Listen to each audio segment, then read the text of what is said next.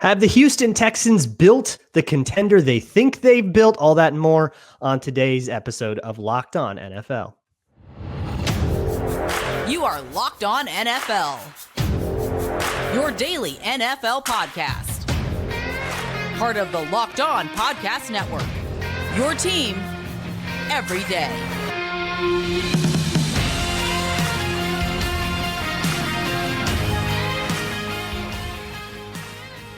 Welcome in football fans. Welcome to the Locked On NFL podcast, part of the Locked On Podcast Network, your team every day. And thank you so much for making Locked On NFL your first listen of the day each and every day. Today's episode is brought to you by Gametime. Download the Gametime app, create an account, and use code LOCKEDONNFL for $20 off of your first purchase. Today on the show, David Harrison here with me, Luke Braun. It's Tuesday. And that means you get whatever we want to talk about, and that's going to be the Texans. So they make this move for Stefon Diggs. They got Joe Mixon in the building. They got CJ Stroud. Is this a contender? Have they done it? Have they built it? Are they here? What are the expectations for the Houston Texans? Plus some win-win draft trade ideas. Each of us have come with one we're going to pitch, see how we feel about it. And of course, our Yike and Like of the week. But let's turn this over to you first, David. The Texans are clearly doing like a push to say we are a contender. Yeah. Do you think they've got enough juice? Do you think that this can be the team that comes out of the AFC in the Super Bowl? I mean, so could they be the team to come out of the AFC this year? Honestly, yeah, I think they could. I mean, I think a lot of times, we've seen this a lot. This comes down to a war of attrition, right? The healthiest team at the end of the year tends to be, the team that really competes. It's all about getting into the tournament. And from there, like I said, if you're the healthiest group, then you have a really good shot. But I mean, you look at what this team has done, you just kind of mentioned some of those names, but they also brought back tight end Dalton Schultz, which I thought was really, really key. Kicker Kaimi Fairbairn coming back. I mean, I know kickers don't get a lot of love, but having a good one and having one that you can trust, I think is key. Danielle Hunter is a stud. I mean, and Stefon Diggs, if he's happy, he's a stud. I think Derek Barnett still has some untapped potential, or at least could be a role player for this team. I mean, there's a lot of talent already on the team. You're bringing in a lot more. The question really that you have now is how does it all mix in, right? It's like making a good chili, right? Like you have a really good chili going, you add in all these other flavors and all these other ingredients. Do you mess up the chili? Does it break? Because your leadership on the team is really young, right? And I specifically look at like Will Anderson on the defensive side of the ball. They're bringing in some older defensive pieces, Danielle Hunter, some other guys, and you don't anticipate, Danielle Hunter and Will Anderson like kind of having conflict on like, no, I'm the big brother. No, I'm the big brother. Definitely not with Danielle Hunter. Yeah, right, exactly. And you would know that, but at the same time, like if things don't start going well, like maybe Danielle says, hey, young buck, I'm going to take the reins here. Maybe young buck doesn't like it as much as maybe he says he wouldn't mind it right off that. So that's the only question you have, but that's a what if, that's not an analysis point, right? Like that's not like something you point to and say, this could happen, guys. It's definitely a what if. And if everybody's locked in and if Coach Ryan can get everybody locked in the way he was already able to get them locked in, this team has nothing but room to grow. And, I'll turn it over to you on this one too. Like they're doing it kind of the opposite direction the Rams did. Like they kind of went in heavy last year in the draft, but they've got most of their future capital secured so that whatever happens with all these new additions in 2024, if they need to make some more moves in 2025, they can either trade for some other guys or go get some more picks to play with there. I think this team is set up beautifully right now. Yeah, they're kind of set up to do the Rams thing where they're not doing it yet, but they could, and start spending first round picks on veterans, that kind of thing. But I think it's obvious that they have the talent to do this. I don't think anybody's arguing that they don't.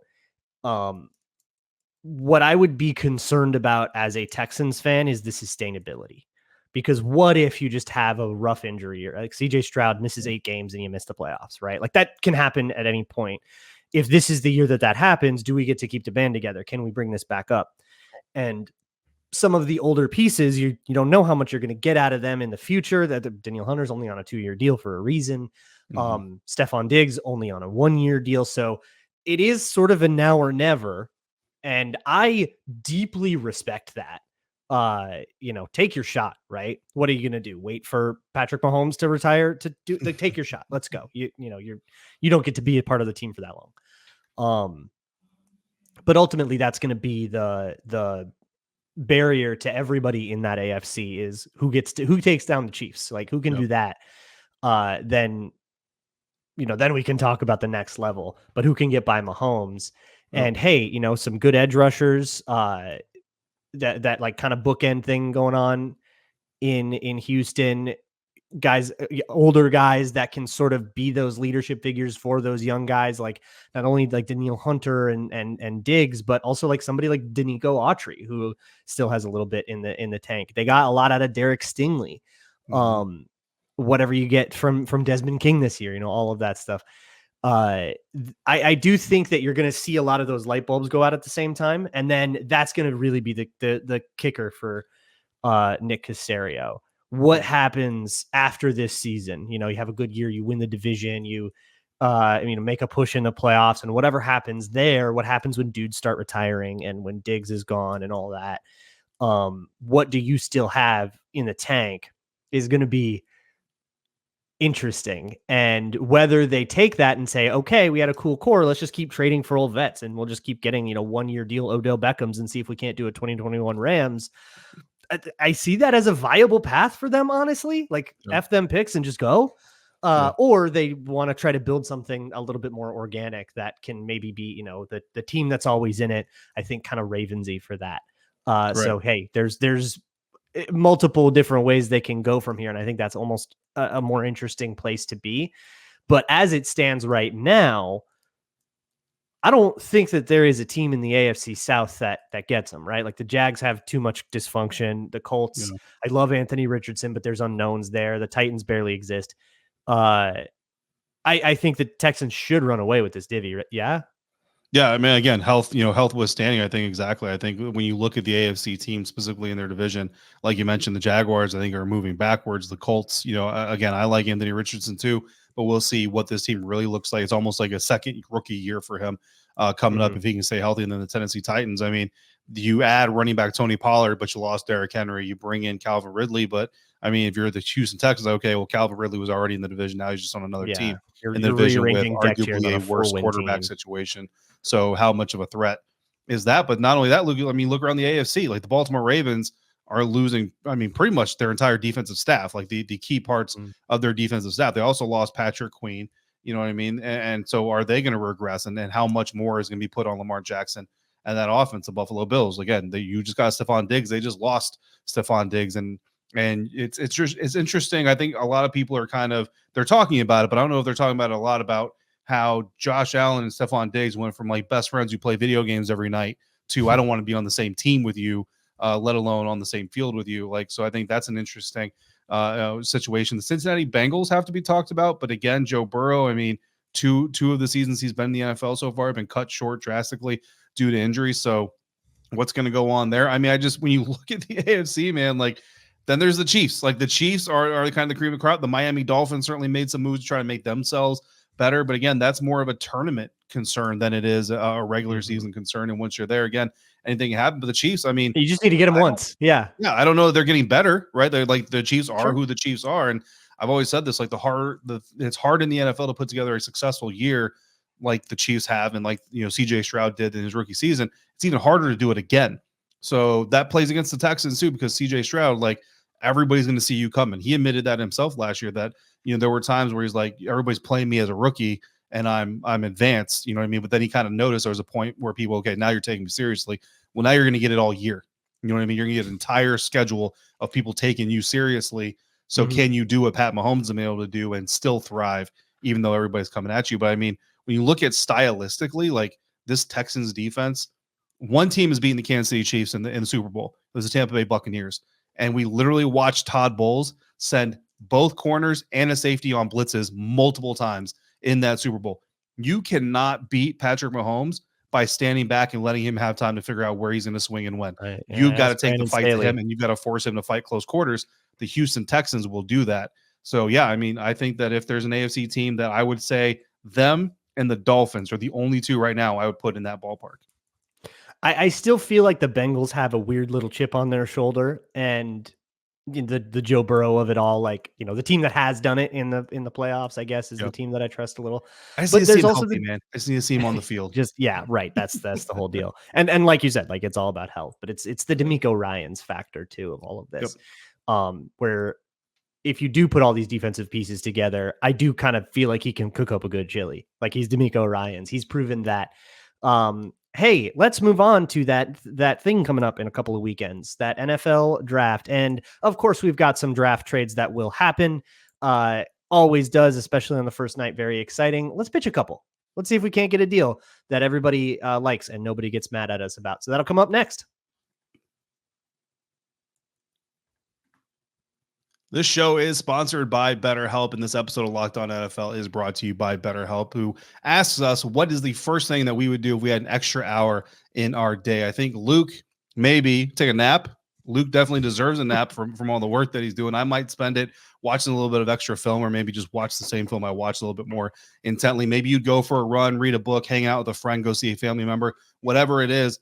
All of us pretty much have one thing in common, that we spend our lives wishing we had more time. But the question is, for what? What would you do with that extra time? The best way to squeeze whatever that special thing is you're trying to squeeze into your life is to make it a priority, know why it needs to be a priority. And therapy can help you figure out, first, what matters to you, and second, how to make more time for it. So if you're thinking of starting therapy or you need some help prioritizing what's important to you, give BetterHelp a try.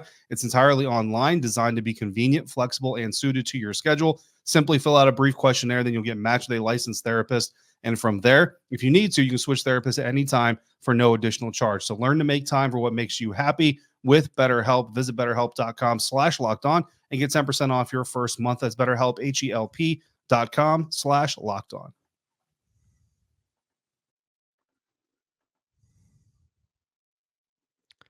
Moving on here with the Locked On NFL podcast. Thank you all so much for making Locked On NFL your first listen of the day. When you're done here, go check out the Locked On Sports Today YouTube channel. They've got a 24/7 streaming channel with Locked On podcasts coming at you all day, every single day. There's nothing on the internet like it, so go check it out. David, let us go over a couple of draft trade ideas. So before the show, I posed a challenge to you, and I said, come up with a draft trade that is a true win-win, that both teams will like, that we won't have any comments on, that we won't have anybody reaching out and saying what a bad trade. Everyone's going to be happy. What do you got?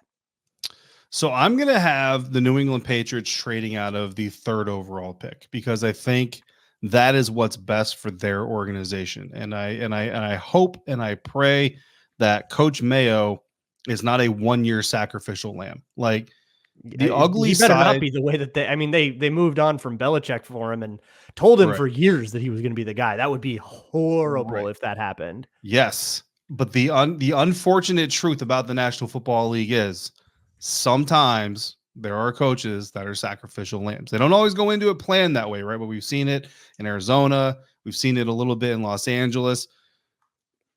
There's always got to be someone who's after the greatest, right? There's always got to be the guy that coaches after Bill Walsh, after Bill Belichick, after Vince Lombardi. Thankfully that guy, there was no social media back then. I really hope this team is committed to Coach Mayo, because if they are, then this means that Coach Mayo does not have to figure this out in 2024. You want to be competitive. You always want to be competitive. I was watching NFL Total Access on Monday, Luke, and David Carr, not Derek Carr, he's not there yet. David Carr said, if you're the New England Patriots, you have to take a quarterback at number 3, because you have to give your fan base hope for the future, and you have to tell your roster, we're serious about competing this year. Why doesn't Jacoby Brissett do that? In my opinion, Jacoby Brissett, over the years with the Cleveland Browns, last year with the Washington Commanders, granted in short periods, has shown that if you have a competent scheme and you have a decent roster around him, he can drive your car. Is he going to take you to the Super Bowl? I don't know. That's a different debate. But you know what? Is that kid you drafted number 3 going to take you to the Super Bowl in 2024? Probably not, right? So Jacoby Brissett versus a rookie this year, there is a lot of scenarios where Jacoby Brissett is the better quarterback this year.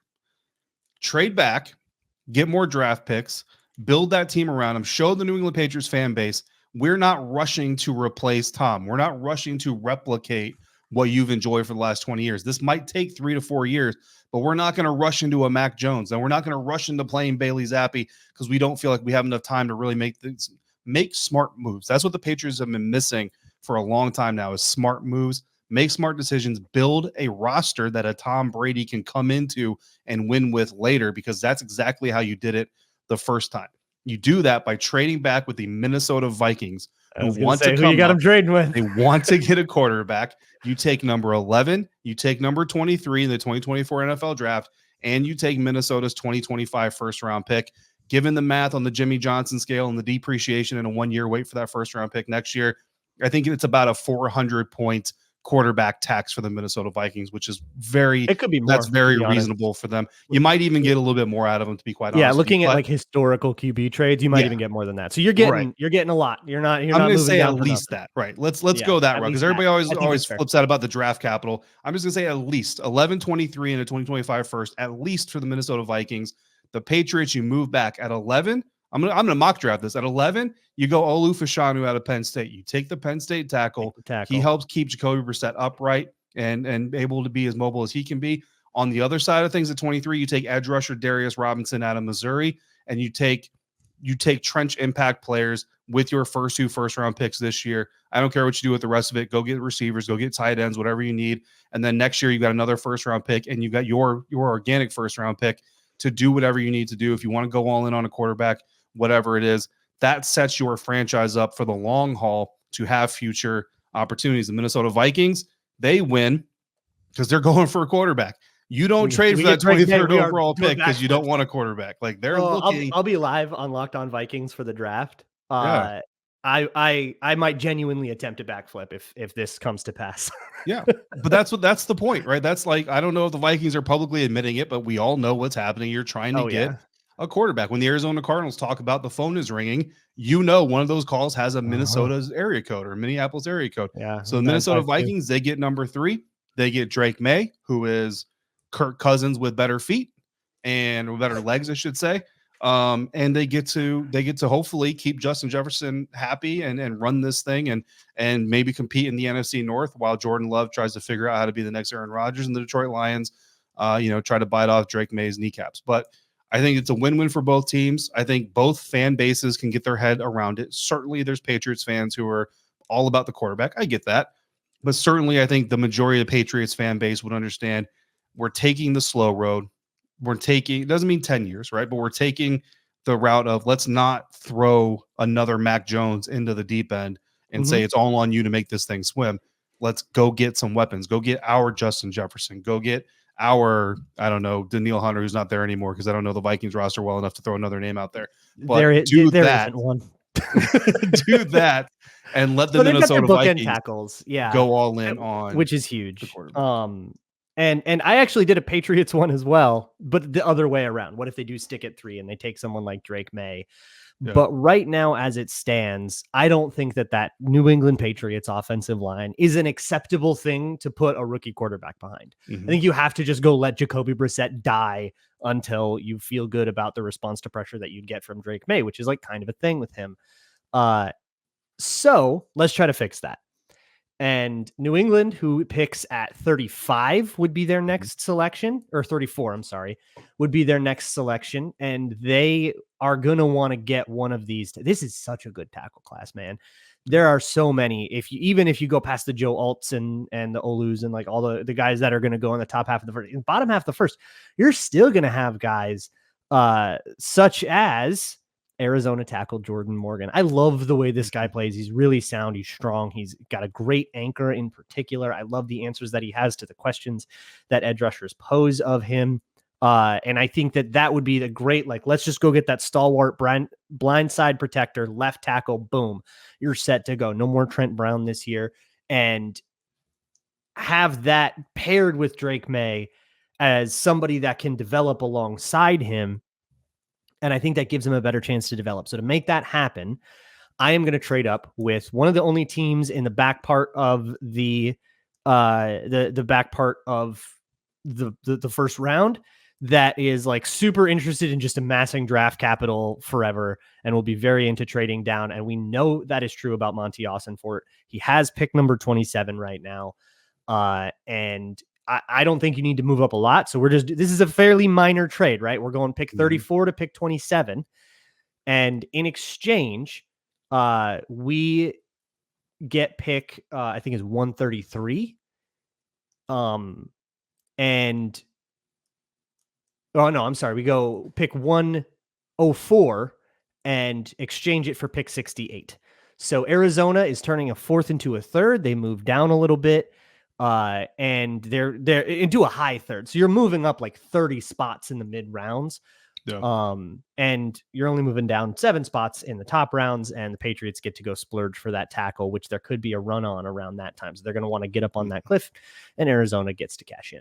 Which Absolutely. That trade works out on the Rich Hill chart. That was the value chart that I used, which is based on historical trades and like trying to put together via history what it actually cost to move up. So that's the one that I usually use to calculate. And I use Jimmy Johnson because I'm old. The Old Patriots outdated.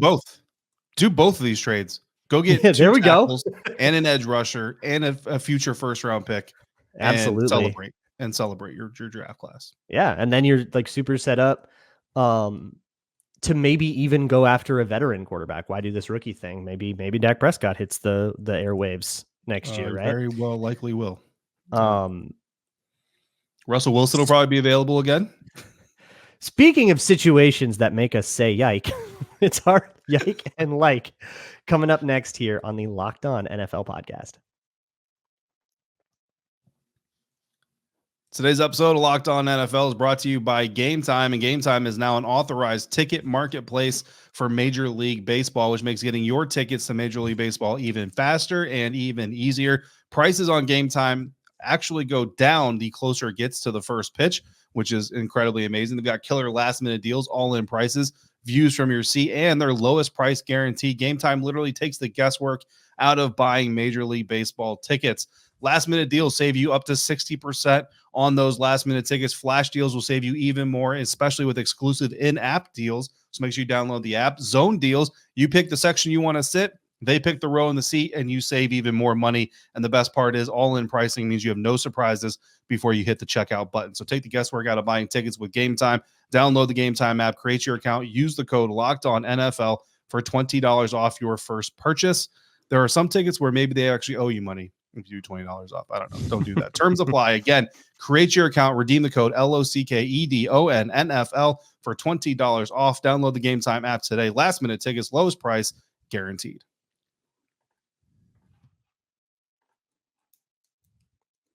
Moving on here with the Locked On NFL podcast. It is time for my favorite tradition of Tuesdays here on Locked On NFL, and that is our Yike and Like of the week. One thing that both of us liked that happened this week, and one thing that made us say one singular yike. David, why don't you kick us off with your Yike of the week? Yeah, my yike of the week, I think, is a lot of people's yike of the week, and that is Texas defensive tackle T'Vondre Sweat getting arrested for suspicion of driving while intoxicated. And I don't want to get all 20 years of law enforcement experience on you, but from the way I read that, it sounds to me like T'Vondre Sweat probably refused to do the breathalyzer or the field sobriety tests, and therefore he was automatically booked, because that's the rules, is if you don't do the test, you get automatically booked. And for the most part, if you refuse to do the test, it's because you know you're guilty and you're trying not to get busted, and then they take you in and you probably pin you down and draw blood anyway, and you're going to be busted anyway. So that's what it sounds like. Again, that's speculation because I don't know the case and I don't know the Travis County, Texas Sheriff's Office. So again, that's purely speculation, but it is 20 years of law enforcement speculation, Luke. So, look, you're about to make a lot of money, man. You're about to have a life-changing experience here in 3 weeks. It's dumb. Like, that's just, look, sometimes smart people do dumb stuff. So hopefully T'Vondre is not stupid himself. It's just something stupid that he did. Also, if it's his first offense, which I don't know his record. So if it is, a lot of judges will be very nice and allow you to plead down to a lesser charge, and that'll make it less serious. And, a team like the Philadelphia Eagles will still bring you on their team. But hopefully it's a wake-up situation, because if not, then things could only get worse. But when you already have an NFL brother in Josh Sweat, Eagles defensive lineman, probably in your ear, and this is still happening, that does not bode well for your ability to handle what's about to befall you in the NFL. It's a big bummer for a guy who I think kind of needed to keep it clean more than most, both because of where he'll probably go, or he was probably slated to go somewhere in the mid rounds. And when you're not like a bona fide first rounder and you start having, oh no, you've got off field flags, teams take you off their boards. Like that is going to become a precipitous fall to the point where you might fall out of that threshold of the draft where the team that drafted you can't cut you first round or first year. You can't cut your third rounder. You can cut your fifth rounder. And that might be the kind of fall that this causes, right? Like that's a chain reaction. And there are other concerns, I'll call them off-field concerns with T'Vondre Sweat in that there was a rumor, at least at the Senior Bowl. So he didn't weigh in at the Senior Bowl. And there was a rumor that was because what he would have weighed in at would have been a disqualifying weight. He got it down to 360 something at the combine, which is still a lot bigger than you would hope. Now, looking at him playing 360 at Texas, he can still move okay. So maybe that's all right for him. But for somebody whose weight is is like pushing the limits like that, you want to be able to see that he has control. And that mixed with this, you start getting this knucklehead vibe. It's concerning. But the way that I always look at this is, your tape is still going to be king, and we'll see who ends up taking a chance on him. My yike and my like, I'll say them kind of at the same time because they both have to do with Caitlin Clark. My like is the explosion of viewership for not just women's basketball, not just college basketball in general. 18.7 million people watched the championship between Iowa and South Carolina. They were shattering women's basketball records just about every Iowa game. She was just larger than life figure throughout this entire tournament. To me, it feels like women's basketball is about to have its 1983 NFL draft a little bit. Nice.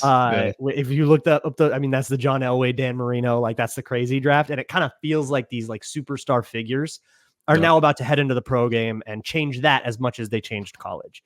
We'll see if that all plays out the way that it is supposed to. But it also was good freaking basketball. Like it was just fun to watch. I'm not a huge basketball guy, but it is so much fun to just watch her like jack up 30 footers from the logo and watch them swish in. Like that just rocks. And seeing teams try all these different ways to try to like get to answer that.